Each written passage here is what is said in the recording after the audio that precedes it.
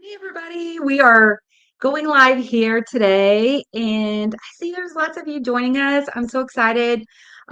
We have Deborah, we have Tony, we have Janine, we have Rhonda. Hello, everybody. So glad to hear you. And Brittany is attempting to join us. She's having some technical difficulties, so she should be on here in just a second. So I'm gonna go ahead and pull up. Um, We should be going live also on our on ProCare Facebook page. Hi, Christina. Hi, Andrea. We got Georgia, Alabama, Michigan, Missouri from us, Sandpoint. So, and it looks like Janine's joining us over on our Facebook page too. So cool. And we have Elizabeth, Houston, Texas. Hello. Good old Texas. So how's everybody doing today? What's the weather like where you are? Today we're pretty cold. We're in the 30s, and we've been having a little bit of snow showers here and there, and it's just kind of been a little bit chilly. So it's cold, yes. I guess winter's finally here. We have winter. So I was hoping we would have Brittany join us by now, but she should be signing on before long. We hope. I think it was internet issues. So we'll just get started. Today we're talking about the top 10 bariatric surgery frequently asked questions. And we kind of got a little surprise for you guys. I'm excited about this because um, it's probably been 6 months ago. We met with our ProCare Health video team, and they helped us put together a little video series. So you guys are the first ones that we're getting to see this. It's just short little clips of 10 different frequently asked questions that we're answering, and we hope that it's helpful because sometimes whenever you dive in to making some big decisions, there's questions that kind of pop up. And two, we also have a little poll here. If you're joining us on Crowdcast, that there's a button that says ask a question. Please feel free to submit any questions there, and Brittany and I will try to answer them the best we can. And also, those of you who are joining us, please feel free to be a part of the conversation and put in the chat box, if you have things to add to our conversation too. It looks like Rhonda says snow just melted and expecting more tomorrow. It was 76 here last week. Yeah, we had some really warm temperatures too last week. It's crazy that it can go from like super warm to super cold.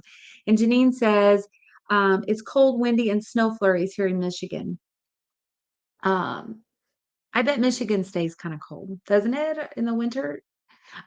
We visited there once. It was incredibly beautiful there. We loved it. Um, Brittany's asking me to invite her on screen again, so I'm going to try to do that. So hopefully she'll be able to get here on with us, and then we'll get this show started today. I'm excited. I want your input on these videos that we created because you guys are going to be the first people to see them and be a part of it. Hi. See, oh, hey, I can see you. Hi, guys. This is going to be a little different because my internet's not working. So I'm using my phone right now, and I actually had to turn the Wi-Fi off. So I'm sorry. Wonderful. Well, I'm glad you were able to log on. I mean, I Yeah. can see you good. You can? Can you hear me okay, Yeah, too? yeah, Sorry, I'm yeah. like moving around. I'm trying to set it down. I don't want to make anybody sick. But hey, guys, I'm so excited to be back. I can't remember the last time I've been on a live call. She's been traveling a lot. Yeah, I've been really She's busy. Brittany is doing some sales, she's account representative for, um, I guess you call it the East Coast, Yeah. and she's been doing some traveling, and that's been kind of keeping her busy. So she hasn't been able to come and be on these calls as much with us as what she had been before. So As much as I'd like to. yeah. Well, we'll get started. So Yeah. guys, I mean, really, we have 10 of these. They're, again, we're going to do, I told them, Brittany, we're sharing for the very first time our little video clips that we put together. We had our marketing team help us with, and we want you guys' opinions on these. There are 10 frequently asked questions, and what each of them lasts right about a minute. Some of them are under a minute, some of them are a few seconds over. And we'll start with the very first one. So what I'm going to be doing is sharing my screen here. And what I want you to do is we're going to watch the video clip, each of them. And right after we watch, say, the first one, what we're going to do is we're going to pause and we're going to see if anybody else has anything they want to add to answering this frequently asked question for everybody else on the call that might be experiencing some of the same things. Or maybe you have a question about the question. So, so we'll just kind of get started. I'm going to share my screen and I'm going to pop up for the very first one. The very first question is, I can't tolerate protein shakes. What should I do? So here we go, guys. And you know what? Actually, I'm going to stop sharing for a second because I need to push a little button on my screen that says, whoops, Just share the audio. yes, so that you guys can hear. So I'm going to try this one more time. Share the screen, share audio. And let's try this one more time. There we go. That seems to work There better. we go. And then I'm going to play. When choosing a protein shake, there's all different kinds of flavors, all different kinds of consistencies. There's even different smells to different protein shakes. So the very best thing to do is to try a bunch of different products to see what you might like. There's so many different varieties out there. You can try protein puddings, you can try gels or protein shots. The way that the protein shakes are mixed can also make a huge difference. So trying one that's either water-based versus milk-based, trying one with ice and blending as opposed to just drinking plain, trying one maybe even later on after your bariatric phase allows so, with maybe some fruit or some fresh vegetables. One thing to really consider is the amount of volume that you're taking in. When you choose a protein that is more concentrated, say 25 grams versus 10 grams, you can get that in smaller amounts through the products. Where else can you put protein powder that's not in a shake? My suggestion is add it into some of your foods if you're in the correct stage. So it might be things like pancakes or protein muffins or some cooked cereal. I like to mix my protein in with Greek yogurt. It's a perfect snack. So whether you're using it for meals or snacks, either way, you can try it in different brands, different quantities, and different foods. The amount of time that you're going to be actually using protein shakes for the volume of your protein is going to be low. And so just take that into consideration. It's temporary and do the best you can.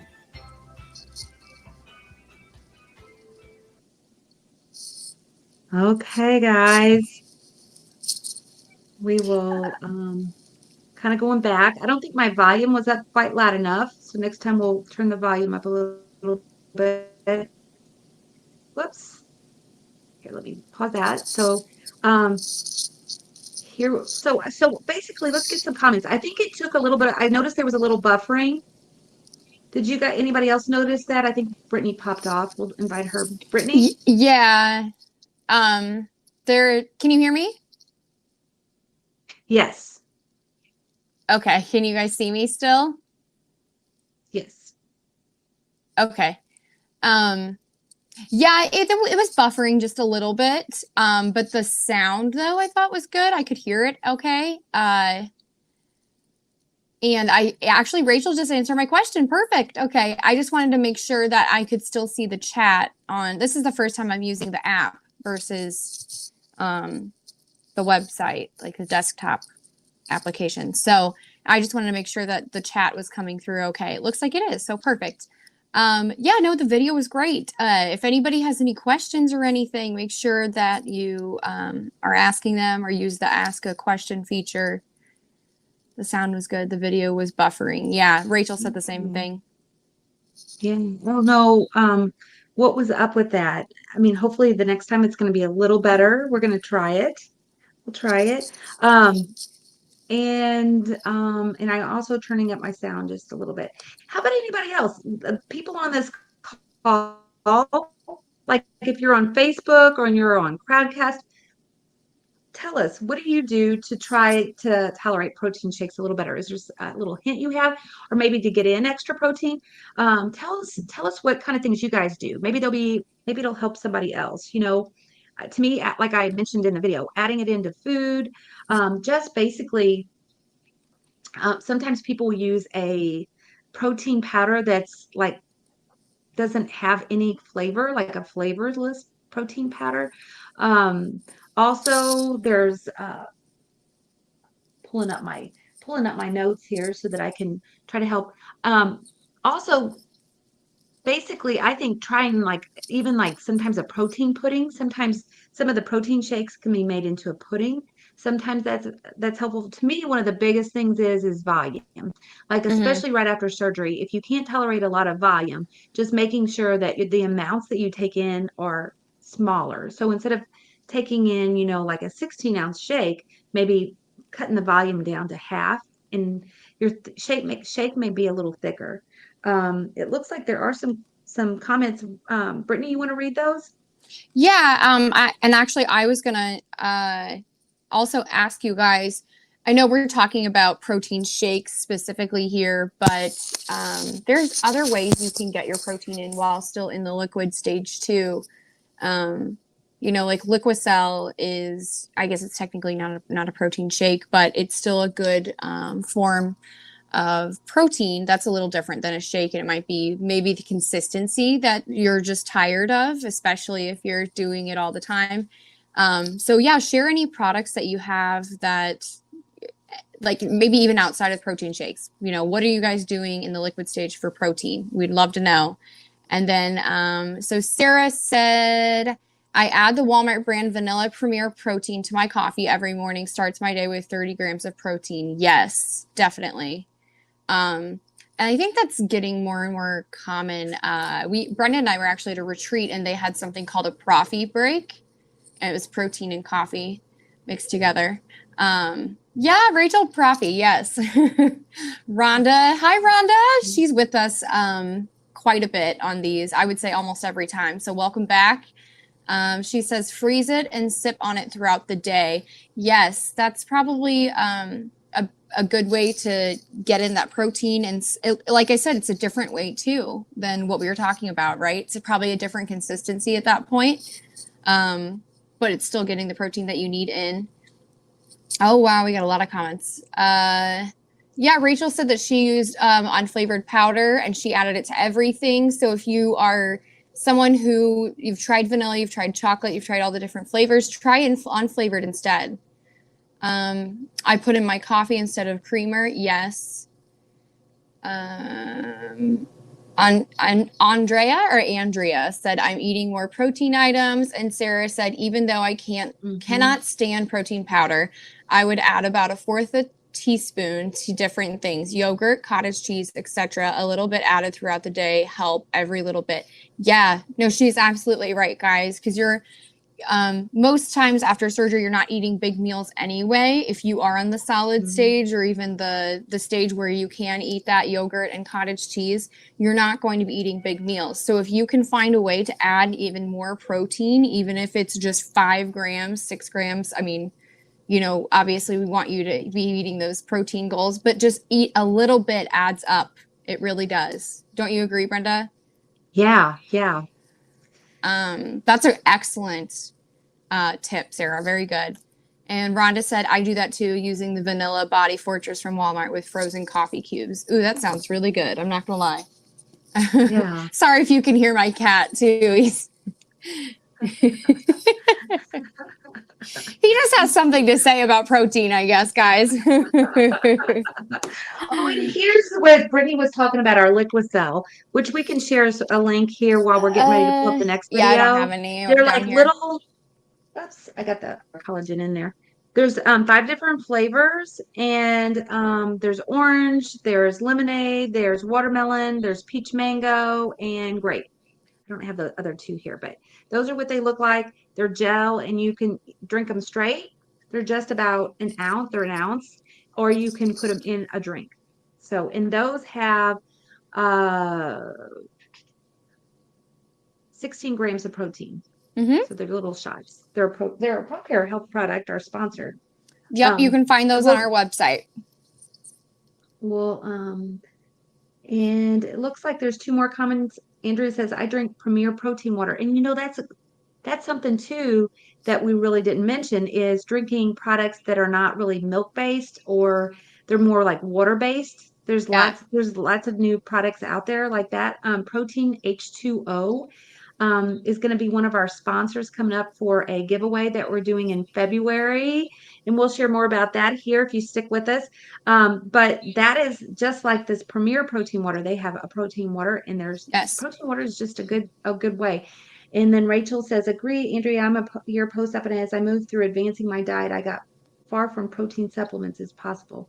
And foods is, I mean, really and truly, I can't say enough about foods like your chicken breast, your salmon, the really lean kind of cuts of meat are a great way. So, Turkey, fish, yeah. yes, because I'm not a big protein shake fan myself. I'm getting better about being able to tolerate them, but right after Yeah. surgery, I think you drink them so much you just kind of get done. So I'm gonna go ahead and go with the next one. Janine says I love Liquicell. Oh, Hi, Janine. I don't think I was on here yet. Hi. okay, we're gonna actually go ahead and Brittany, would you care to share while I'm getting ready to share my screen the Liquicell? Um, if I can figure out how, I don't know if I can do that on the app. Okay, no Sorry. problem. No biggie. I can do Let that here in just a little me bit. view screen. Yeah, I don't think that there's a way for me to do it on the app. I'm looking It's though. totally fine. I can do it here with mine. I did not do my audio. I think I turned it up this time so you guys can hear. And I'm gonna jump to this next one. And this one here is Brittany, guys. Hopefully it won't buffer as much, but we have our gummy vitamins safe after bariatric surgery. For multiple reasons, you should probably not take a gummy vitamin or a Flintstones. First reason being is that most of the ingredients that are found in a chewable cannot fit into a gummy itself. It's difficult to incorporate the same nutrients and ingredients in a gummy than you can in a chewable. Another reason why you should stay away from gummies is there's usually a lot of sugar and high fructose corn syrup in them as well. It's also important to remember that these vitamins are not specifically made for bariatric patients. So when taking a multivitamin, you should really find one that is comparable to a bariatric vitamin or a bariatric specifically made vitamin. It's usually not recommended for bariatric patients to take gummy vitamins or Flintstones because even if you are taking 3 or 4 extra vitamins a day, you could still be missing out on key nutrients that you need.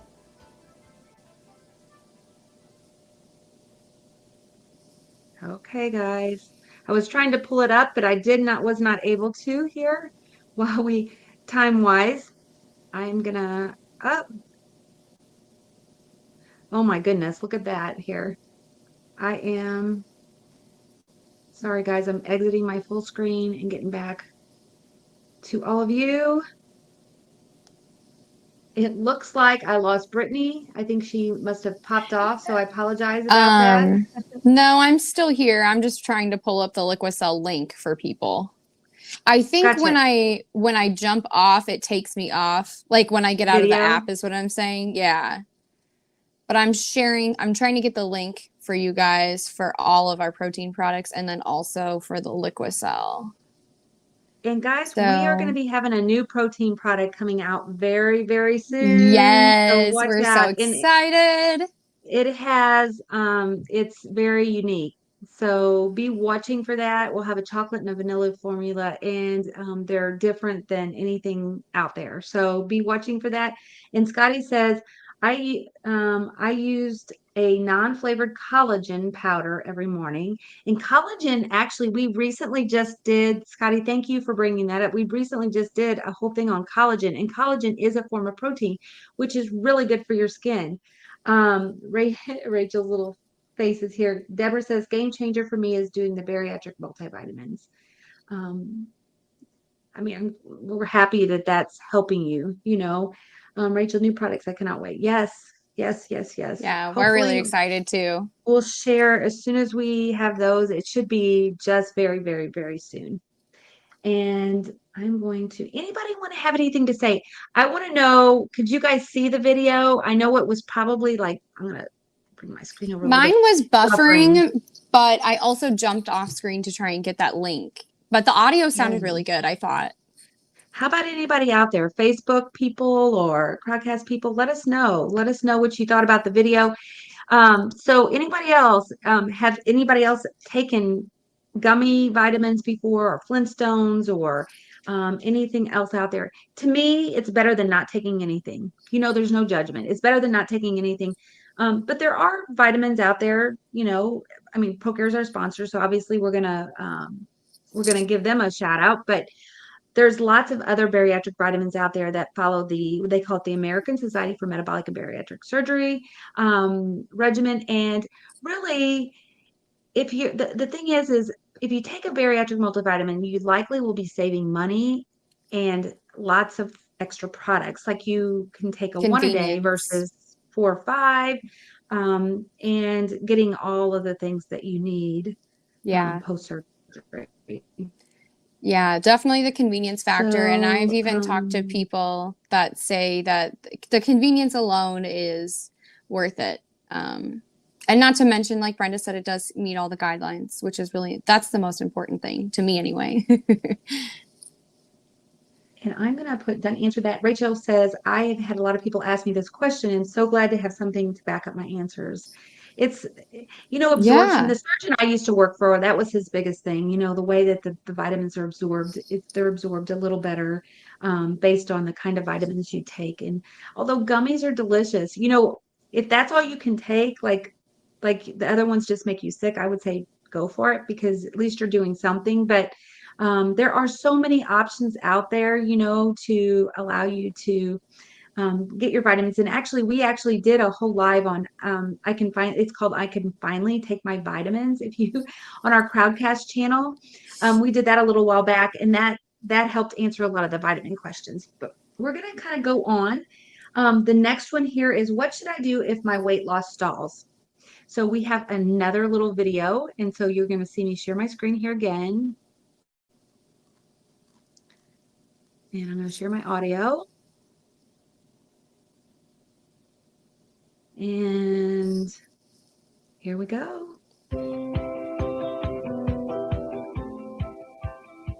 People go through all different periods after weight loss surgery. In the early stages, weight stalls may occur as early as 3 or 4 weeks after surgery. If you're in the early stages, I'd say don't worry. Just kind of keep doing what you're doing, and as your body readjusts, things will continue to happen for you and your weight will continue to fall off. If you're further on out, maybe 6 months, a year, 2, 3, 4 years down the road, and you're having maybe weight stalls, look at what you're doing. You know, usually you can look at specific things like your diet, your physical activity, my food choices. Am I making the right food choices? Are you taking in a lot of your calories through liquids? So be cautious when taking in high calorie drinks because those can be a big contributor to stalls in weight loss. If you feel like you've stalled, don't be discouraged. Make sure you're getting enough physical activity and watching your calorie intake. The best thing to do is to journal and be really mindful of your everyday activities. Okay. The perfect time to mention journaling too with the new year.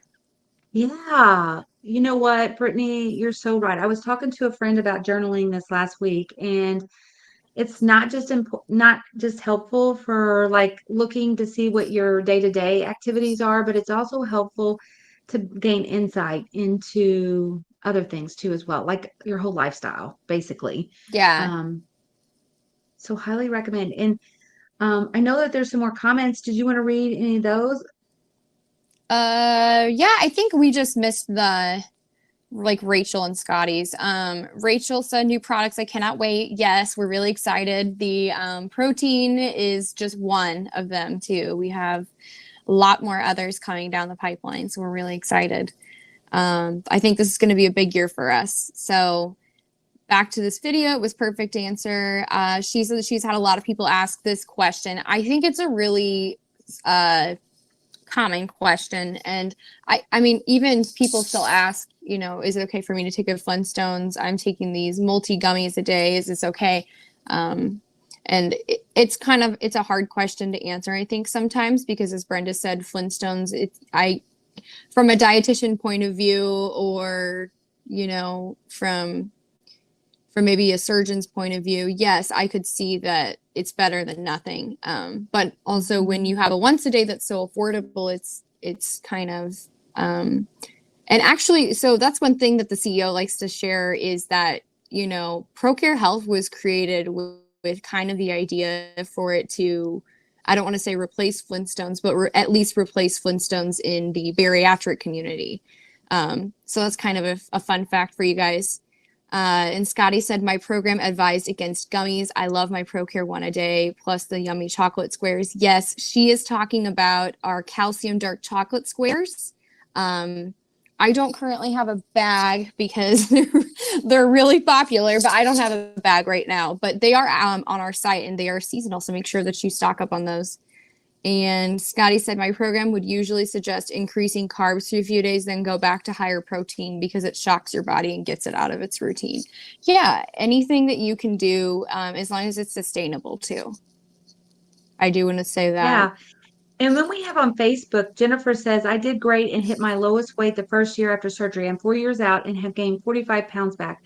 I have tried resetting my pouch and starting over with my diet, just like I had Roux-en-Y. Still unable to lose the added weight. Any suggestions?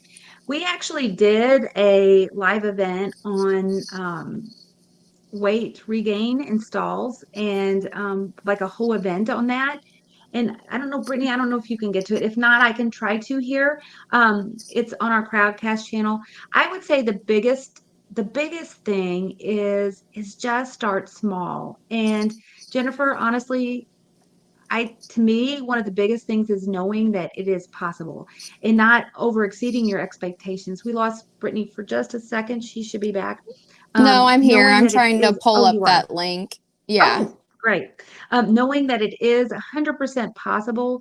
You know, I'm 8, 9 years out, and you know, I've went through periods of ups and downs and ups and downs. And this new year, I'm kind of getting back on track myself. I'm going back to like looking at how much protein I'm eating a day, looking how much physical activity I'm doing the Berry Nation Step Fit Challenge. It's a walking challenge where you watch your steps. You're trying to maximize and get as many steps in as you can a day. I got a Apple Watch for Christmas. So today I did 3.5 miles this morning. So just kind of going back and looking at your activities, journaling, like we talked about, is super helpful because it helps you be more aware. Sometimes extra support, like being with us on this call, is helpful because it kind of gives you motivation and helps you know that other people can do it. And, you know, there's been several times where I've kind of got back on track and lost, you know, 10, 15 pounds. This last year I had we started seeing a fitness coach, Amy. She's on some of our recorded events as well. Our fitness coach kind of helped us get back on track too, and that helped me with 8 pounds. I had lost 8 pounds. So, you know, it is possible and it is sustainable. It's about making small little changes and just watching them. So, you know, one day or 1 week, just try drinking more water. 1 week, try focusing on getting more protein. 1 week, focus on eating more vegetables. So like those little tiny changes. And Deborah says, keeping my calories low is my key, around 1,000. So yeah, whatever works for you. And sometimes it's about just trying new things and seeing what works. If that doesn't work, try something else, just not giving up. Not giving up. I think that's a big thing. And so while Brittany's getting that, you guys, I'm going to go ahead and put done answer, or wait, there's one more. Rachel says, my mom is 23 years post-op, and at 20 years, she had pretty significant regain and went to a weight management doctor and lost 60 pounds through his program and has kept it off for almost 2 years. Sometimes getting back with the doc and program is helpful. And you have an excellent point there. Sometimes I think it just takes somebody supporting us and like just helping, giving us pointers, helping motivate us.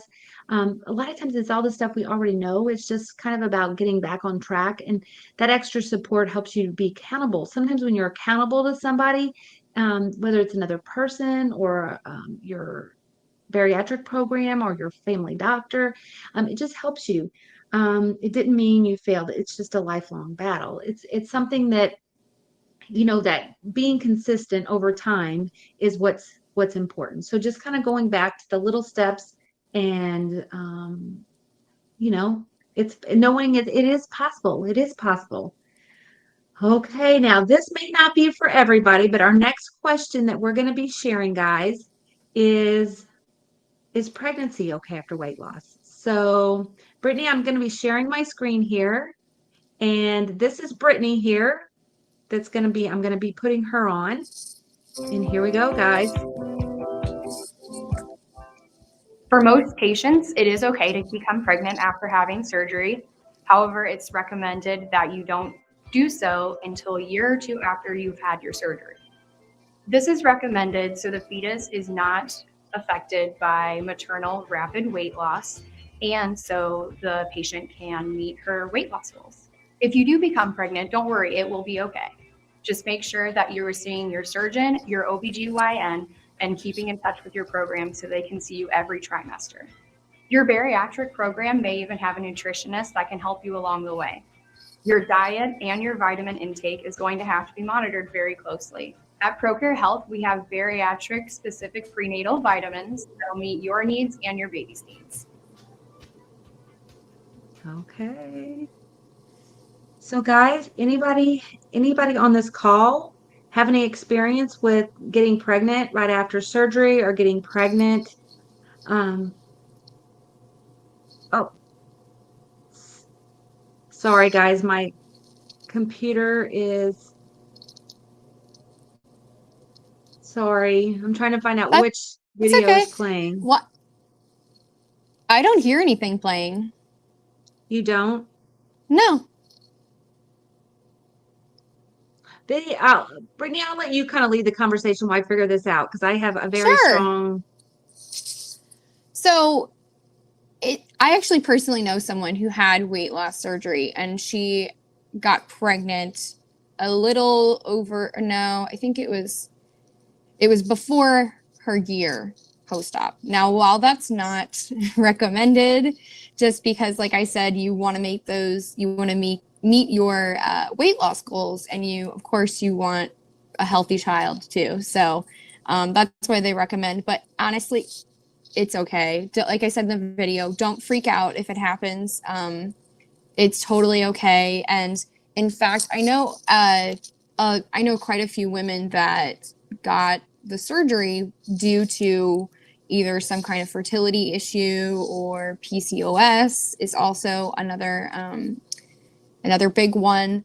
But having the surgery can sometimes help with fertility problems too. So with this one thing that I just love about weight loss surgery is that there's so many great benefits that come to having it. And especially because, you know, obesity is a disease that causes so many different other symptoms and other diseases. It's, you know, it can kind of be the catalyst of, you know, a bunch of other things, if you will.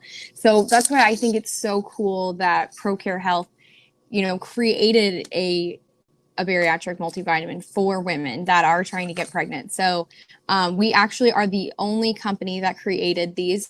It's a little different than our once daily. It's just twice daily instead. So it's one other pill. But yeah, it's a great product, and it's super affordable. You can also find that on our website. And yeah, I don't know really what else to add, because I think I said it all in the video. Brenda, is there anything else that I'm missing, you think? a website down in case anybody's interested in checking out products. But yeah, I mean, really and truly, I wouldn't be scared if you did get pregnant. It is very likely that it could make you more fertile. I know we Yeah. had actually two patients. I was a coordinator for a weight loss surgery program as a nurse for 7 years, and we had two people in our program that actually got pregnant. I mean, like immediately after surgery, Oh, wow. and immediately, like one was her 1 week post-op appointment. I don't Oh, even know if wow. Yeah, that's super we do soon. pregnancy, yes, we do pregnancy tests, before. So I, I would recommend I hope I'm pronouncing Bryra. That's such a pretty name. Byra. Byra? Can you use birth control post-op? Yes, you can. And I mean, really and truly, I would say to be a little extra careful. Like I said, we had two patients. One of them, we do pregnancy tests, and probably most hospitals do whenever you go Yeah. before you go into surgery with your pre-op Yeah. labs, if you're at that age, where you could get pregnant. But we had two, and both of them lost their weight, their predetermined goal that first year, even with being pregnant, That's which amazing. it's amazing. But also, and they both had healthy babies. Both of them had very healthy babies, but they just monitored themselves very closely, made sure they took their vitamins, and just really had full checkups. But it is recommended, like Brittany said, 12 to 24 months. Some doctors recommend 12, some recommend 18, some recommend 24. So just talk with your doctor if it's something that you're go on. Byra. I think And it's pretty. definitely make sure that you're taking vitamins that are still meeting your needs, because that's the whole reason why we made a prenatal. We want to make sure that patients are still meeting the ASMBS needs, but it's also safe and has, the extra ingredients like folic acid for the baby and everything too. So Yeah, I want that baby to be healthy. yeah, all healthy babies. Okay, and you too. Okay, guys, I'm going to go on to the very next one here. I am going to share my screen again. Our next one is going to be, will I have excess skin after weight loss surgery? Okay, so I'm going to share here. Here we go. Okay. Unfortunately, having excess skin can be common after weight loss surgery.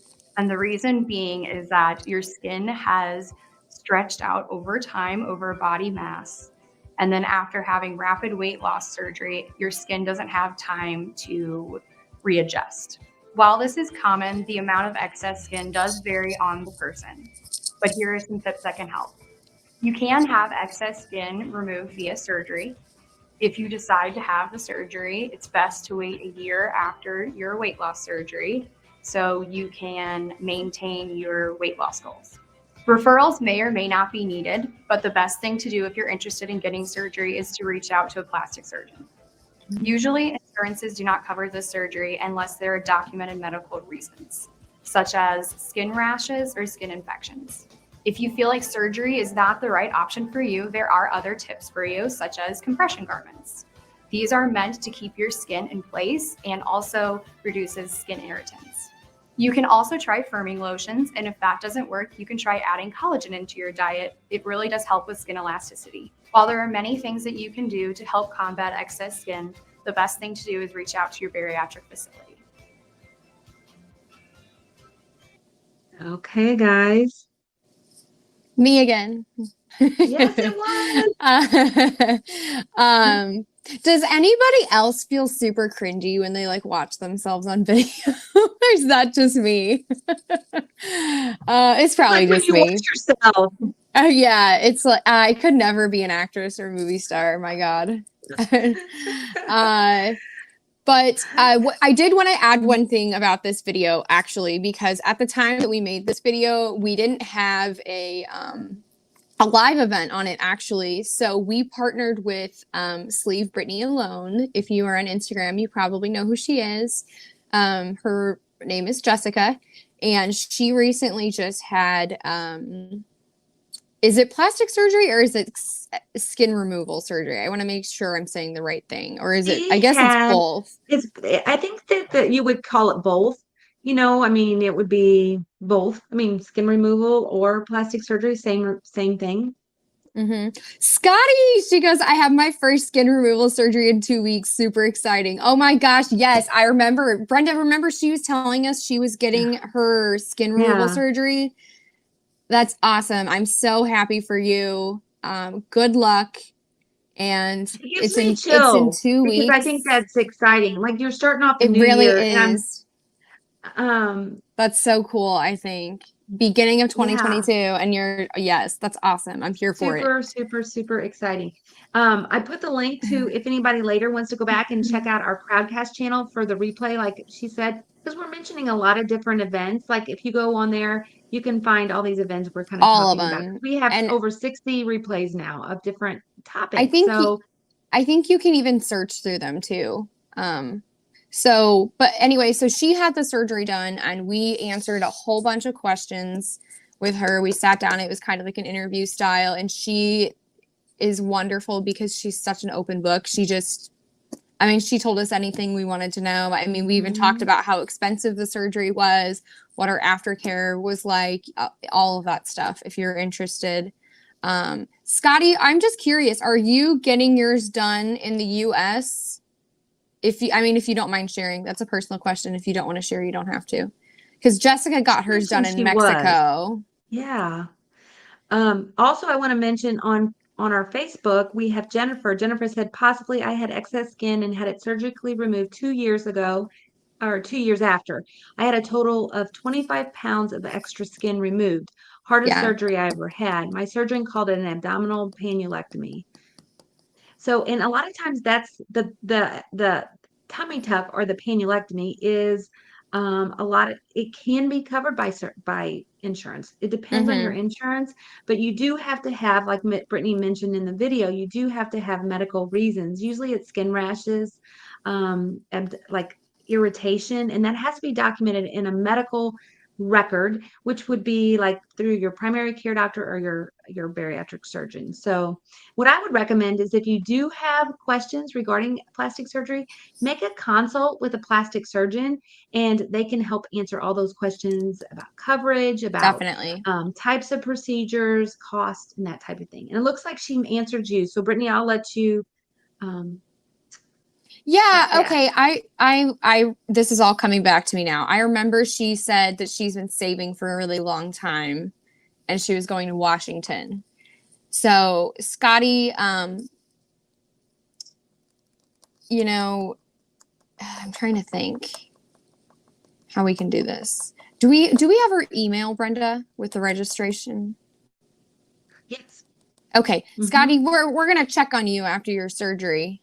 So keep an eye out if we don't see you on the lives. But we're wishing you luck and we're pulling for you, girl.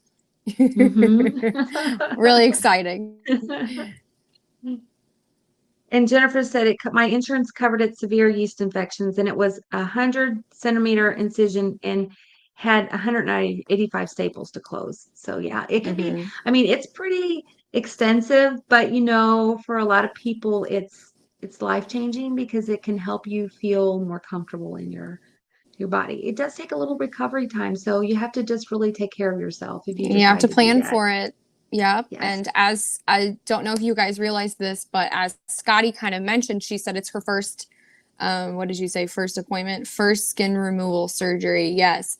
So she says first, meaning many. So sometimes for the safety of the patient, they don't do everything at once.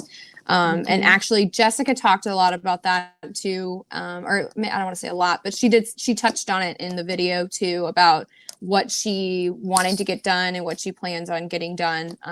I think that she actually has her second one coming up in the spring already too.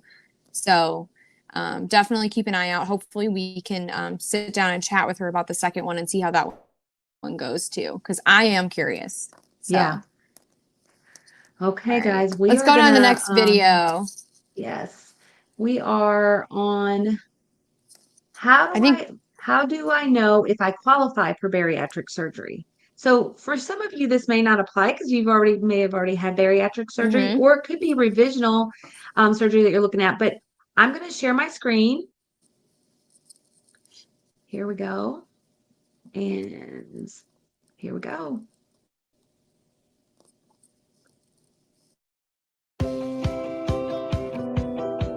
The American Society for Metabolic and Bariatric Surgery has requirements that you can actually find online. You must have a BMI of greater than or equal to 40, or you must be at least 100 pounds overweight. Or you must have a BMI greater than or equal to 35 with at least one obesity-related disease, such as type 2 diabetes, sleep apnea, osteoarthritis, hypertension, non-alcoholic fatty liver disease, lipid abnormalities, gastrointestinal disorders, and heart disease. If you're interested in bariatric surgery, reach out to your general practitioner or a bariatric facility near you.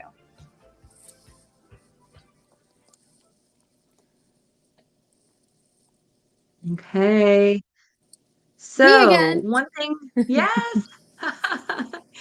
One thing I want to mention regarding all of this is, sorry, the videos kind of keep playing after we get done. Okay. One thing I want to mention too, so for anybody out there that's considering weight loss surgery, those tips are for you. But if you're like, let's say you've had weight loss surgery and let's say you're not quite to goal or you're having any kind of issues, if you're interested in revisional weight loss surgery, I also want to say, I think the best thing in that case is to talk to a bariatric surgery program to see if you're a candidate because, um, because some people are, some people aren't. It really depends on a lot of different factors. Your insurance being one of them, you know, whether you have Mhm. coverage, because sometimes people will want to be able to cover, like they'll want to be able to pay for it, but they can get expensive revisional surgeries. I mean, typically a revisional surgery, I would say would be in the $20,000 plus range.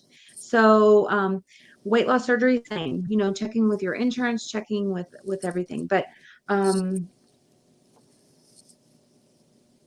with a bariatric surgery program is always helpful because they can help you to see about criteria, all those things that Brittany mentioned. And Brittany, there's some comments. I'll let you kind of say Yes. here. Okay, so we already went over that. Rachel said, love Jess, she's the best. So what she's referring to is Jessica. That's who we interviewed for the skin removal surgery.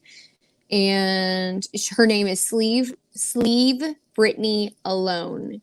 And yes, that is a reference to Britney Spears. That's her name on Instagram, if you want to check her out. And Deborah Gore said, so glad I got mine tummy tuck. Mine is in US. And Scotty said she went to Mexico. Yeah, so Jess did go to Mexico. Scotty's going to Washington.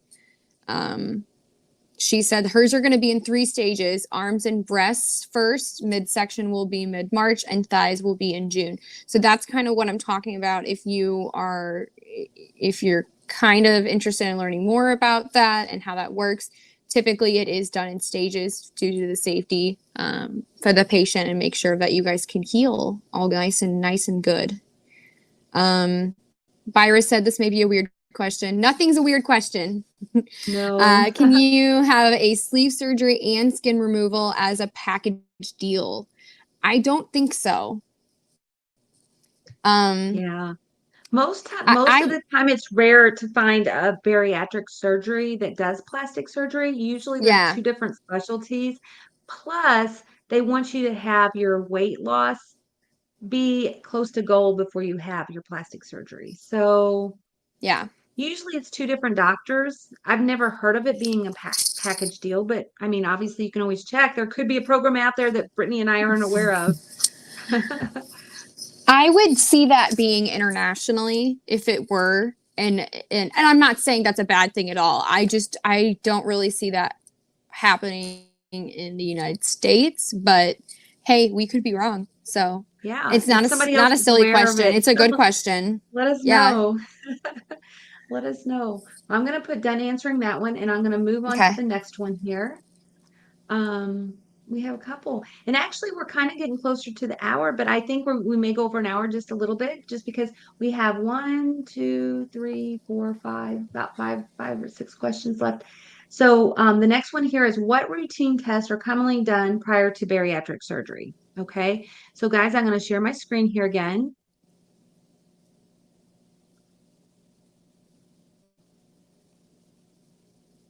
Make this bigger.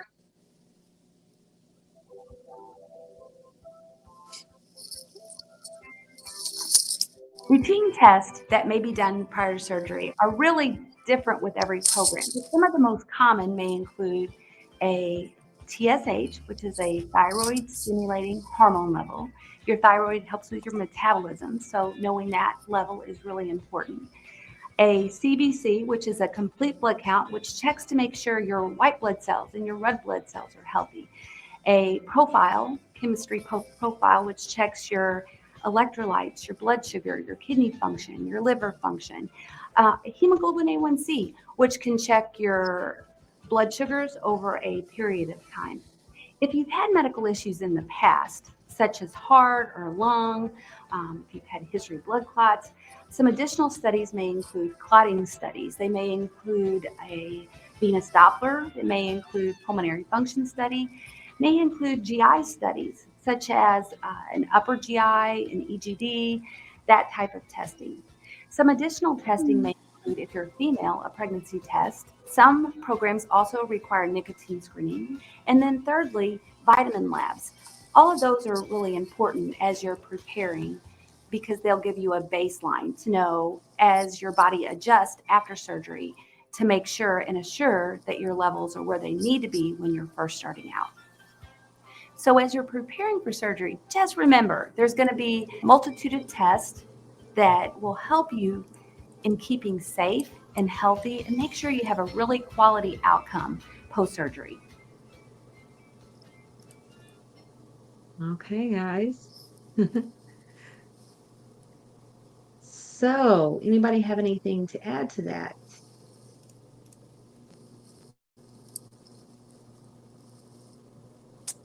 I'm looking here.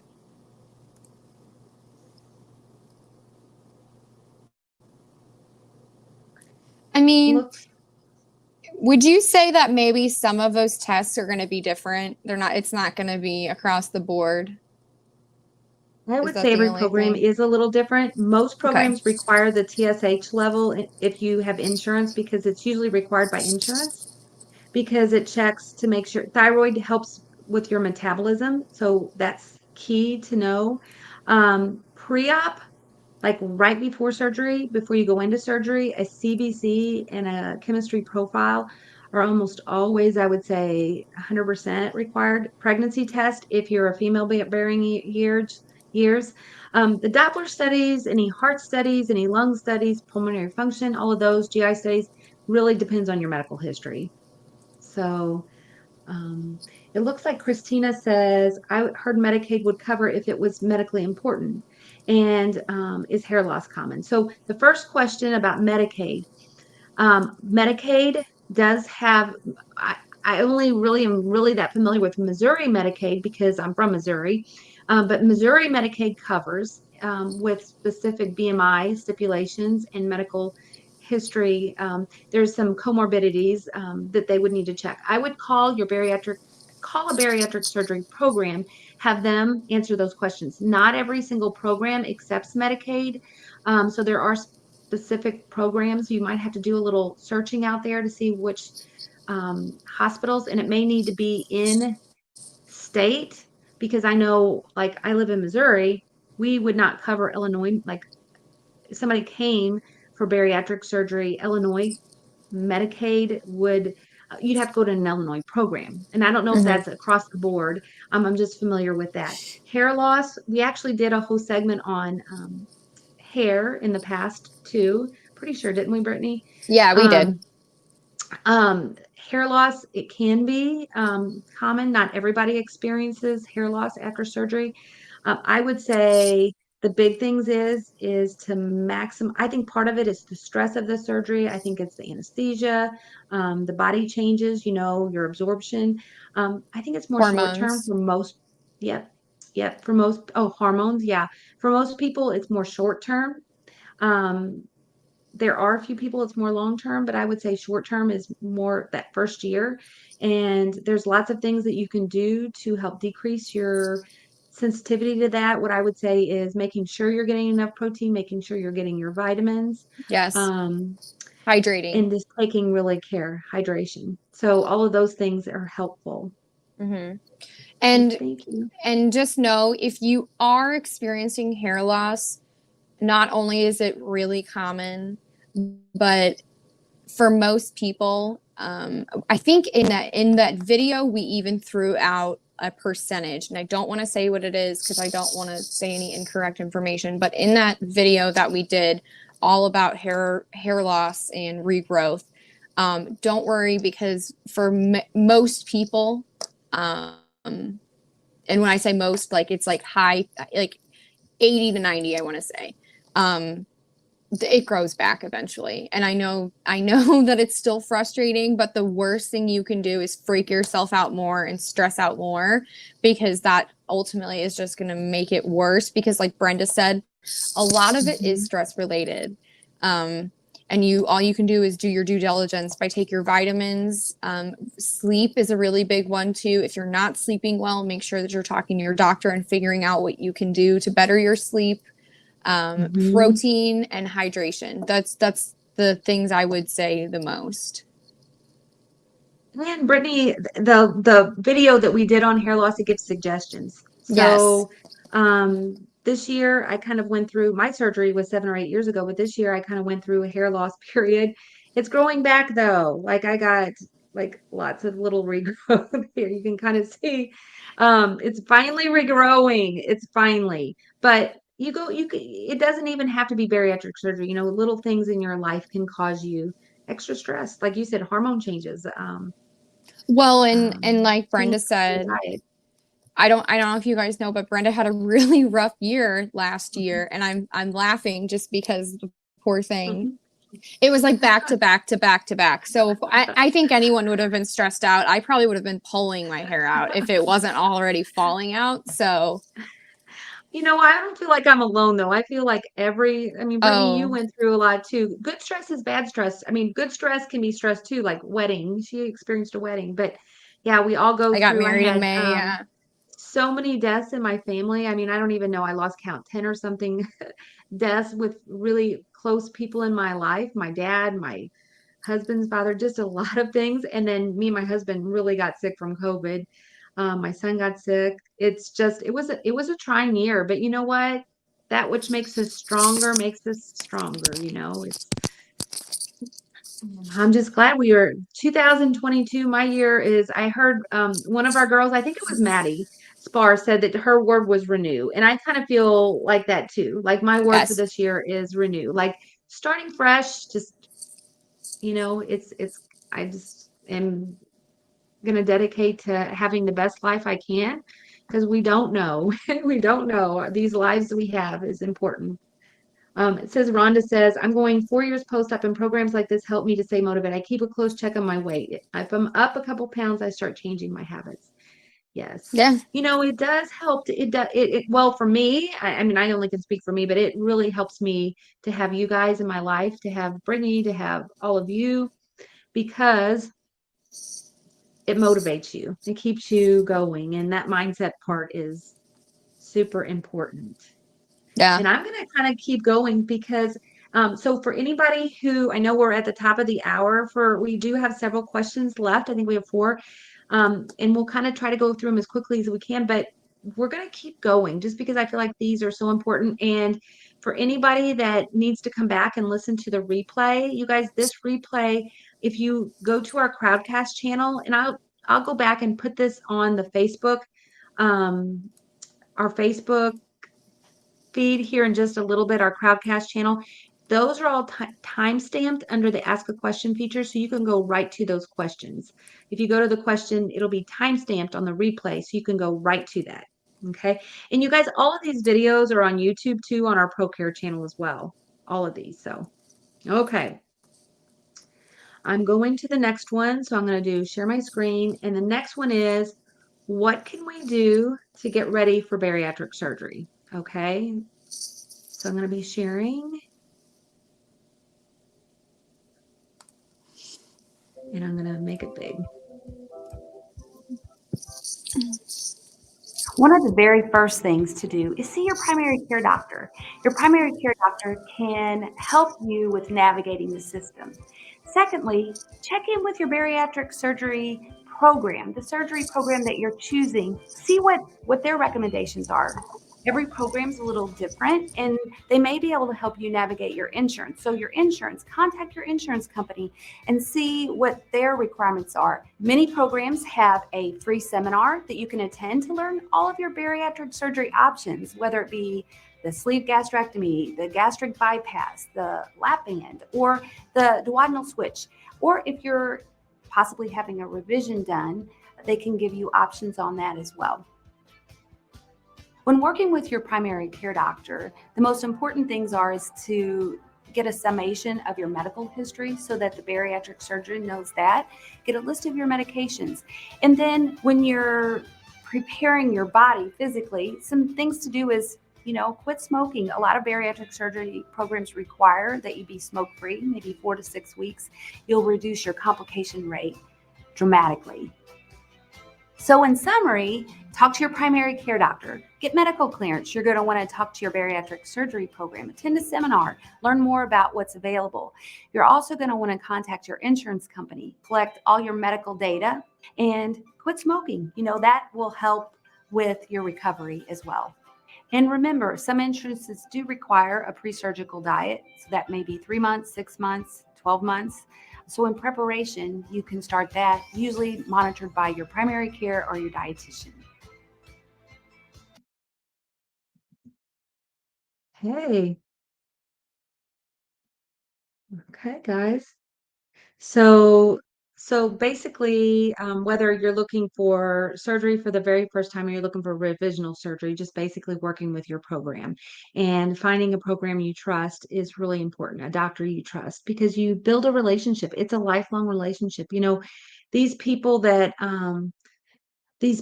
have bariatric surgery, you become close to that program. And if you move, you can always go off to other programs as well and find doctors. But I just feel like that's one of the biggest things is make sure that you are comfortable with the people that are helping you and that you don't feel like just a number, because that's super important. Looking to see if there's any questions. And I'm gonna kind of it looks like we're gonna do. We got that one answered, and we're going to say, what type of exercise, start answering. What type of exercise can you do after weight loss surgery? So this one here, we're going to, again, guys, going to see me share my screen. I'm actually going to turn my volume up just a tiny, tiny bit to make it just a little louder. Hopefully that's not too loud. And I'm going to share my screen here again, share my audio.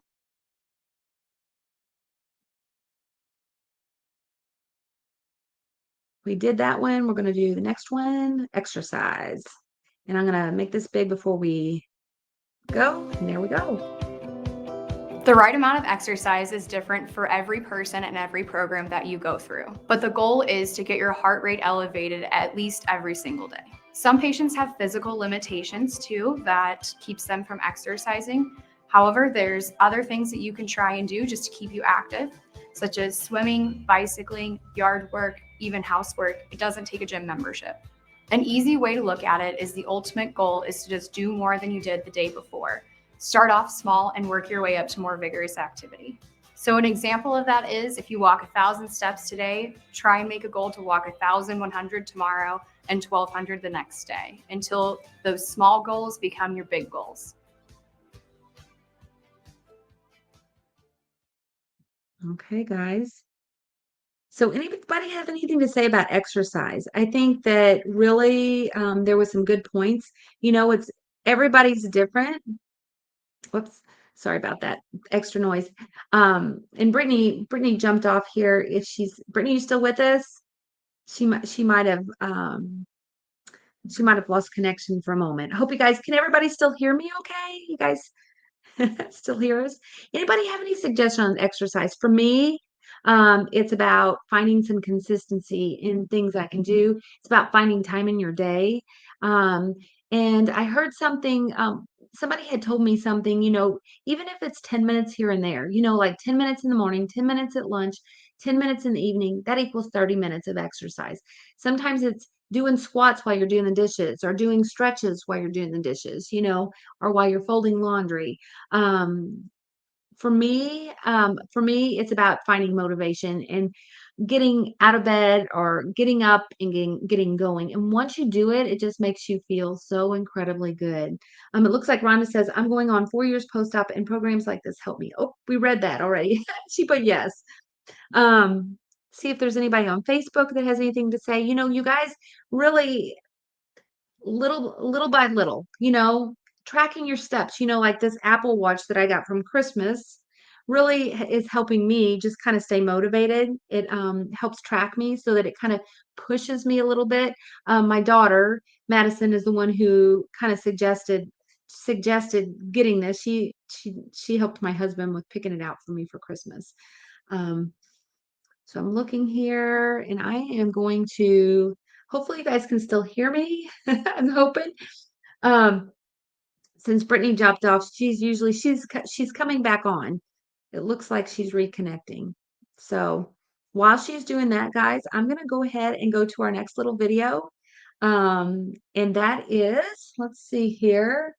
The next one is oh good, you can hear me. Thank you for replying. The next one is I have actually two more. The next one is, can you have a hiatal hernia fixed during weight loss surgery? And this is typically a huge question because a lot of people struggle with having a hiatal hernia. So let me share my screen. I'm going to share my audio. Here we go. And here we go, guys. Sometimes before having bariatric surgery, people wonder if they can have their hiatal hernia fixed after surgery. Some people may not even know they have a hiatal hernia. So what are symptoms of a hiatal hernia? Nausea, heartburn, reflux, maybe some burping, that type of thing. Your surgeon will be the person to go to ask if you qualify for having hiatal hernia surgery during your bariatric surgery. Some pre-testing may include an upper GI, which is an x-ray, simple x-ray that's taken before surgery, or an EGD, which is a scope.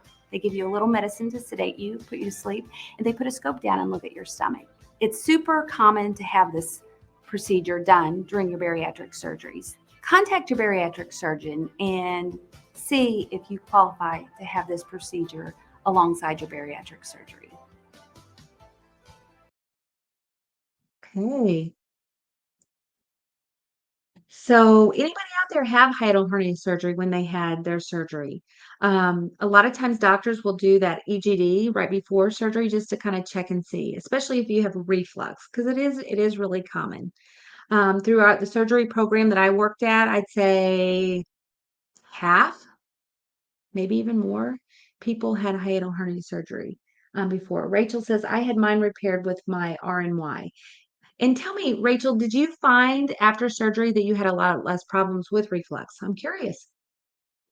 Different procedures, the gastric bypass alone is known to really help um, prevent reflux. Sometimes, though, there's certain surgeries like the sleeve gastrectomy. If you're at a high risk for reflux problems, the sleeve may not be the best procedure. The bypass may be a better procedure for you. But the hiatal hernia surgery can be really helpful. And she says, I've had zero reflux or heartburn for 14 months. Oh my God. That is amazing, especially if it keeps you up at night, especially if it makes you feel really bad.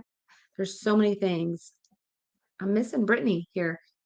But it does. It really it's huge in helping with um just making you feel better. When you don't have heartburn, you don't have that burning. And I always think too, heartburn kind of almost make you hungry because you feel like you need to eat something in order to keep that burning sensation down.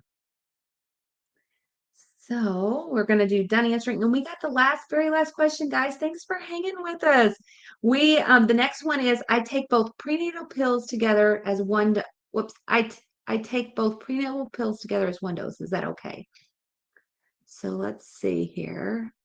Oh, we're actually done with the videos. And this is just a question by Rachel. I got confused on my video here. Rachel, to answer your question, yes, you can take both of those at the same time. So you can just take them with water, swallow them down. Sometimes people will find with ProCare Health prenatal formula, or with their prebiotic formula, both of those require you to take 2 tablets. Sometimes people will say they spread them apart just to have a little bit of, if it does cause them a little bit of a problem, like nausea or anything like that. And then sometimes people take them together. So try it, and if you need to kind of separate them out a little bit, you can do that, but it's not required. You can take them at the same time. Hopefully that helped. Oh, you're welcome. You're welcome. I'm just looking to see if there's any other questions.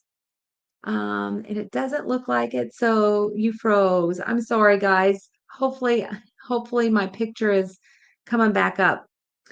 I don't know why we're having internet problems today. I apologize about that.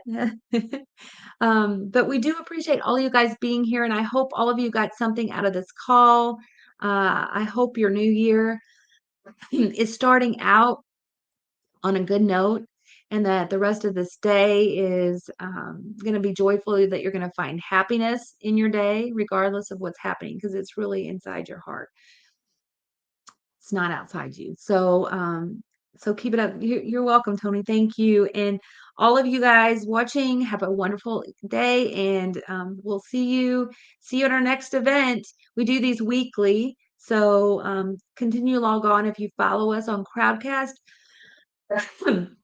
sorry about that. If you follow us on Crowdcast, you'll get notifications 10 minutes before each event, so that you can log on and see us. So bye, everybody, and enjoy the rest of your day.